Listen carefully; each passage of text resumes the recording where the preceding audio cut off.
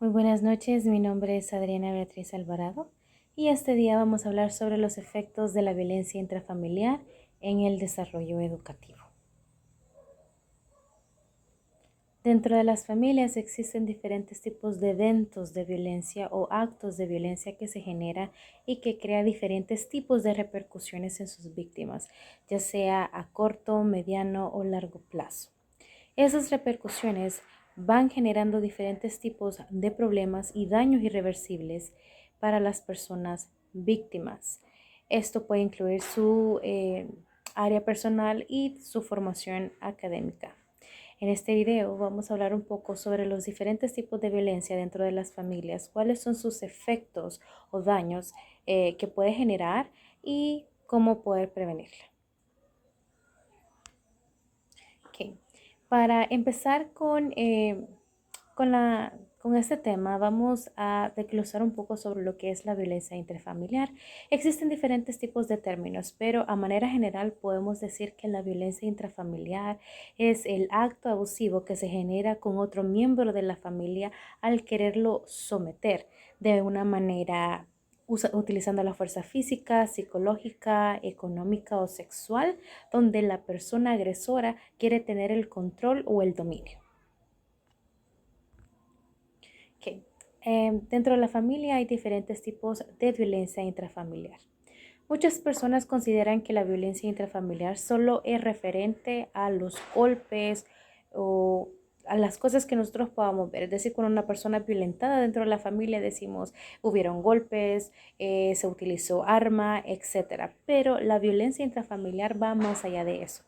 Por ejemplo, existen diferentes tipos de violencia que se dan dentro de la familia y que muchas veces pasan desapercibidas.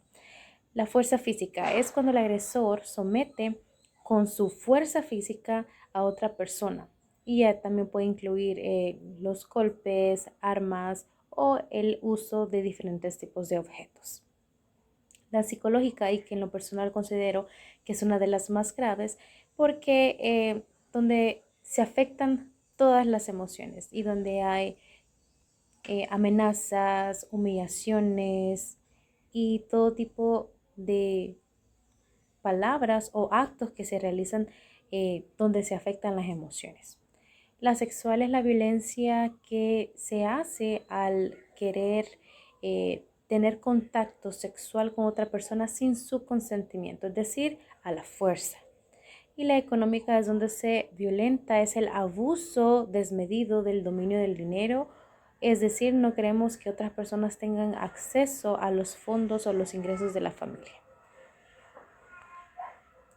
Continuamos. Ok, existen diferentes tipos de características de las personas maltratadas y estas pueden incluir que se vuelven sensibles, es decir, estas personas pasan llorando o tienen sus emociones muy a flor de piel. Se pueden volver retraídas, incapaces de poder sostener una conversación o de entablar una conversación o incapaces de poder pensar por sí mismas. Se vuelven miedosas, incluso al querer realizar tareas o actividades cotidianas. Problemas emocionales como estrés, ansiedad y también con otro tipo de afecciones se encuentra la depresión. Baja autoestima con ellas mismas, no se sienten que tienen valor para ellas mismas ni tampoco para los demás. Se vuelven agitados o extrovertidos y también pueden volverse hostiles. Este tipo de afecciones o características que van determinando a las personas maltratadas crean que esas personas vayan generando diferentes tipos de comportamientos que afectan su vida o su vida normal y se desvían de ese proceso normal que una persona debería llevar. En las familias, la violencia dentro de los hogares genera muchas repercusiones o daños colaterales a las víctimas, generando diferentes tipos de síntomas hasta el punto de que su vida cotidiana tenga un riesgo para el desarrollo personal.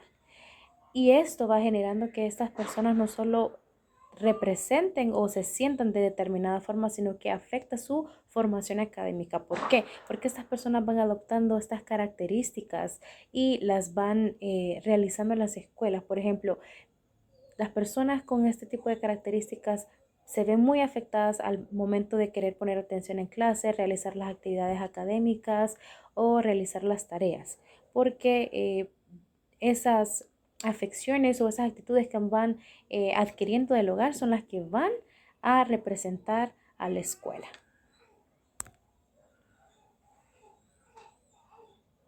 Las consecuencias de la violencia intrafamiliar, es decir, eh, pueden existir muchas consecuencias de la violencia intrafamiliar, pero la más importante es que todas estas actitudes o todo esto que genera la violencia intrafamiliar va creciendo como semillita dentro de la vida de las víctimas.